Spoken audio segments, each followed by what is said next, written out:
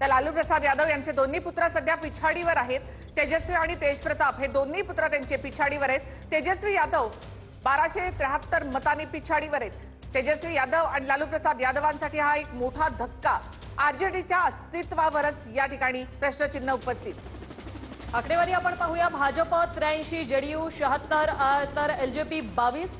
एनडीएची ही आकडेवारी आहे। तर आघाडीचं जर चित्र पाहिलं तर काँग्रेस अवघ्या 7 जागी आणि आरजेडी 34 जागी आघाडीवर आहे।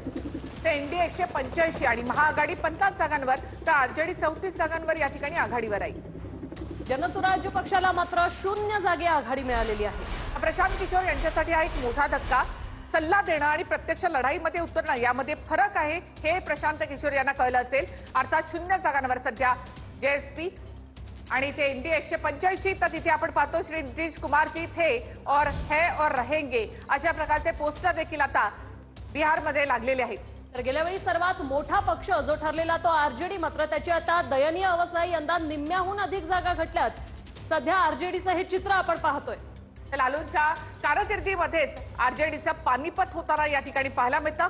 तरुणांची क्रेज फक्त सभांमध्ये दिसली, प्रत्यक्षात मात्र जेडीयूचा आरजेडीचा पूर्णतः सुपडा साफ। 20 वर्षानंतर पुन्हा एकदा नितीश कुमारच बिहारचे बाहुबली। अख्ख्या आघाडीची गोळाबेरीज करून